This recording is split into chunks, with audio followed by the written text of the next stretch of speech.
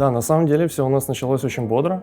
Как раз таки на первый LGS турнир мы квалифицировались в финал. Нам там буквально в финале не хватило 1 очка, чтобы пройти в последующий турнир, да, потому что там топ-10 команд, там такой регламент, что топ-10 команд, они получают direct invite на последующий LGS. И у нас не хватило буквально 1 очка, там был, очень unlucky матчи. Но это случилось, и мы не были расстроены, так как мы в первый турнир буквально там пракались к нему 1-2 недели. Мы сразу же попали в финал, мы были этому рады, было все, в принципе, здорово. У нас были результаты на GLL турнирах, мы брали 3-е места довольно регулярно, но, к сожалению, на последующих LGS мы отлетали в полуфиналах или в квартерфиналах. Мы понимали, что есть проблема с коммуникацией, есть проблема с пониманием вектора того, как будет развиваться дальше наша стратегия. Мнения начали расходиться, но мы при этом старались как-то найти этот баланс, чтобы всем было удобно и комфортно играть вместе. Судя по всему, да, и из того, что по итогу произошло, у нас не получилось.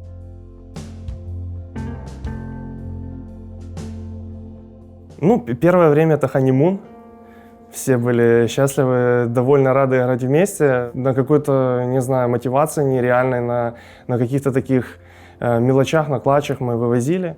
Потом у нас не было раздвоения в коммуникации, был только один вектор, по которому мы старались играть. И потом просто со временем как-то так оно случилось, что начался какой-то оверколлинг. Возможно, где-то с моей стороны, где-то со стороны Кирюхи. В многих моментах было недопонимание, да, как нам нужно отыгрывать тот или иной момент. Старались показать лучшую игру. Также, что негативно повлияло на результат, это то, что разработчики оставили только 1 карту, и, к сожалению, именно на этой карте у нас нету дроп-спота. Тот один-единственный дроп-спот, который держали Na'Vi, его в финалах впоследствии забирают африканцы и те ребята, которые проходят там с Азии, Африки, которые вперемешку играют плей-оффы вместе с европейцами. И, к сожалению, именно эти ребята падают нам на голову. И мы так прикинули, что если мы попадем в плей-офф, мы будем контеститься и мы будем воевать на дропспоте против африканцев. Даже если мы их сильнее, всегда есть риск проиграть и получить последнее место. Также это очень сильно тебя замедляет на ротейтах. С контеста выиграть практически невозможно. Занять именно первое место. Это прям невероятно сложно. Особенно, когда рядом с тобой на фраг-листе находятся очень агрессивные команды, которые могут тебя запросто подсосать. Мы приняли решение, что будем флексить по всей карте, подбирать свободные споты. У нас были очень плохие матчапы, где прям все точки были заняты. У нас было около 5-6 позиций, на которые мы шли. Были реально такие дни, когда все эти споты были заняты, и мы просто выбирали, против кого мы будем воевать, и уже изначально понимали, что будет сложно победить. Да? Когда ты контестишься, особенно против сильной команды, это всегда 50-50. Победить контест — это только полдела, надо еще потом провести ротацию, прочитать зону и выиграть, собственно.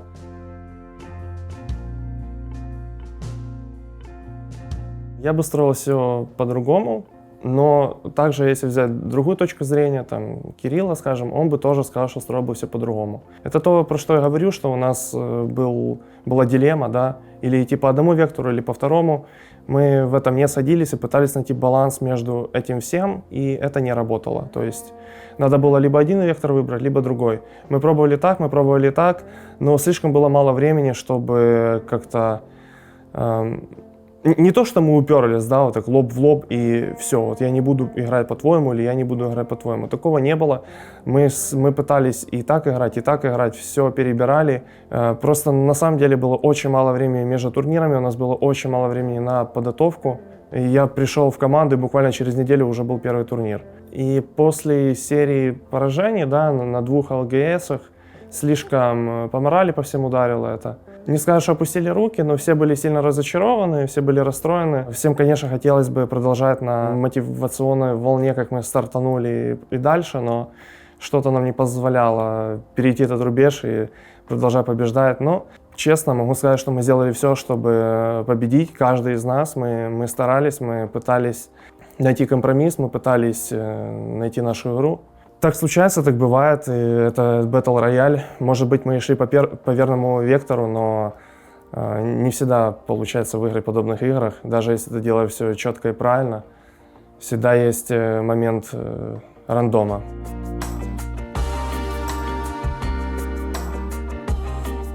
Уход Кирилла на всех был очень неожиданным.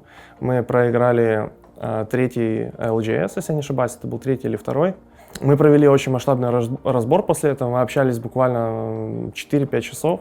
Мы пытались найти проблемы, мы реально обозначили самые главные наши косяки, которые мы допускаем как команда. И со стороны игроков, и со стороны капитана, и со стороны нашего общего IGL-инга, меня как двойки, Кирюхи как IGL. И приняли решение со следующего дня уже играть, так сказать, с новыми силами, отталкиваясь от того, как это все нужно исправлять. Но с утра просыпаюсь, открываю чат и смотрю сообщение от Кирюхи, что, мол, ребята, сори, я принял решение покинуть состав. Мы не стали там его уговаривать или что-то в этом роде. Мы понимаем, что существуют проблемы, если ему комфортнее играть с другими ребятами. Это его выбор, он свободный человек. И для всех нас это было такое, неожиданным моментом. И с того момента мы начали подыскивать третьего игрока в коллектив. Мы, получается, лишились капитана, IGL и Рейв. На тот момент свободных Рейв, с которыми мы хотели бы играть в СНГ, не было. И Никита сказал, что хочет попробовать себя на роли Рейв. И мы начали отталкиваться от того, что мы ищем суппорта. Из суппорта на самом деле был выбор нескольких человек, но мы сразу же остановились на Нэше. Тот чувак, который в свое время очень достойно выступал на всех турнирах со своей командой, он квалифицировался на техасский мейджор, но в один момент он просто покинул Apex, распался коллектив, они разошлись в разные игры. Он вернулся, он как раз в это время искал команду. Мы сразу подумали, почему бы его не забрать, чувак толковый, на опыте, адекватный, что самое главное. И взяли его на третью роль, на роль суппорта. Нэш как раз-таки играл по такому же сценарию, как и я. Он привык и со своей старой командой.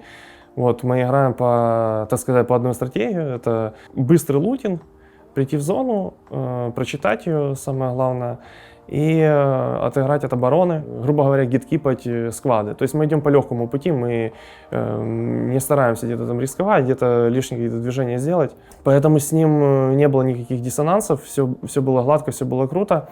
Он как двойка мне абсолютно подходил, как суппорт он не допускал ошибок, делал все как положено. Но, к сожалению, сейчас такой этап игры, что все те рейв, которые уже существуют в рамках этой игры, у них уже нереально большой опыт. Они играют буквально с выхода игры на этой роли, и слишком сложно за ними угнаться, если ты только подбираешь эту роль. Да? Никита взял, честно говоря, у него не получилось на рейв. И также честно скажу, что у меня также бы не получилось, как и у него. То есть на этой роли нужно прям учиться на ошибках, нужно 100 раз зафакапить и убить свою команду, чтобы понять, как это сделать правильно в следующий раз. У нас не было такой возможности дальше продолжать эти факапы. Мы попробовали Нэша на роли рейв. Так же самое ничего не получалось. То есть было уже немного поспокойнее, было немного лучше, так как Никите проще играть на суппорте. Нэш, он более, способен в адаптации, наверное, правильно так сказать, да. Он слишком быстро пытается подстроиться и делать минимум косяков. У нас нет времени было, чтобы он обучился прям на этой роли играть, и он сам не хотел. Это не его роль, ему на этом не нравится играть на рейв. Он хотел быть суппортом или же двойкой. И остаюсь я как двойка, и у нас два суппорта. У нас нету мейн игрока, по сути, в команде. Что мы пытались этого сделать? Получился омлет какой-то стрёмный, но очень часто все упиралось в то, что просто чего-то не хватает. Да, у нас скилл-кап был слишком занижен. То есть потенциал большой у каждого из нас, но когда нету взаимодействия трех игроков, когда кто-то не на своем месте, все, скиллкап сразу резко опускается, и от этого уже выезжать слишком сложно. На фоне лобби тир-1 команду, у которых все ребята на своем месте, их гораздо сложнее обыгрывать. После окончания этого сезона, после провала на Лощенсе, поняли, что этот состав уже работать не будет. И нужно было что-то делать, что-то предпринимать, потому что без рейв уже вывозить было слишком сложно. И идти в новый сезон составом без рейв было как-то не камильфо, да. Это слишком было рискованно. И после долгих обсуждений на роли суппорта нужно оставлять Нэша.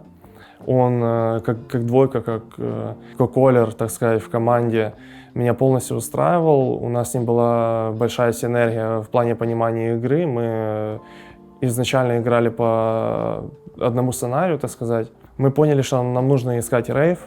На выбор упало два кандидата, очень жестких. Один из них на тот момент был еще в команде, а у второго как раз распалась команда, и в принципе они нам оба подходили, и мы просто вот написали первому из них. Это был как раз таки Кухия Фин.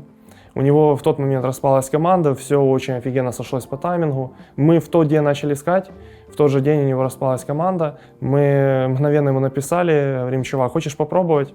Мы знаем, как ты играешь, ты знаешь, как играем мы. Нам нужен твой опыт, нам нужна рейв. И он с удовольствием согласился, сразу же откликнулся, говорит: да, ребят, давайте с удовольствием попробуем поиграть вместе. Ну вот с того момента мы уже общались, так сказать, на короткой ноге, мы переписывались, просто обсуждали там планы игры, как мы видим наше взаимодействие в будущем. Нам не нужно было даже на самом деле играть какие-то триал-матчи. Мы друг друга знаем очень давно, мы знаем, кто как играет. Я знаю, как он выступает на турнирах. Это чувак с невероятной какой-то стойкостью, очень крутым скиллом, офигенной мотивацией. Он очень спокоен, и он очень здорово заряжает всех перед матчами, особенно если это турниры. То есть, мне такой чувак в команде однозначно нужен. Надеюсь, что мы с ним сыграемся, что все будет здорово. Единственное, что теперь, наверное, много кто в комментах будет возмущаться, что мы теперь будем общаться на английском языке. Хоть в команде играет Нэш, который из Германии, но родом он из Украины. Он тут родился, он знает отлично русский язык, то есть с ним не было language барьер. С финном на русском уже не пообщаться, его можно матюкам научить, конечно, но это будет недостаточно для информации. Да, в данный момент я IGL и капитан состава. Постепенно набираю обороты как и в IGL, и в капитанстве. Понимаю все больше, как нужно взаимодействовать с командой, как нужно правильно подходить к аналитике матчей, какие задачи нужно ставить и приоритеты при разборе там, каких-либо моментов, да, там, то ли это просмотр ввода, то ли это стратегия на будущую игру. Так как мы флексим, нам нужно очень много чего держать в уме и много чего анализировать и вообще планировать перед началом любого матчапа. Все-таки есть к чему стремиться, я допускаю также много ошибок в IGL все еще. Потом мы поменяли полностью все роли в команде, то есть Нэш теперь играет на Каустике, я играю на Крипто. Крипто, в принципе, нормальный персонаж, чтобы быть IGL, ты можешь все просканить вокруг. С момента подписания парней, и Нэша, и Кухия, мы этим составом играем всего вместе 5 полных дней, по сути. Еще отдельно я играл с нашим финном один американский шоу-матч, тогда у Нэша не получилось, то бишь, грубо говоря, 6 дней от силы. Мы играем скримы, мы играем все турниры, которые сейчас и есть, это, к сожалению, сейчас не так много, GLL на этой неделе отменили.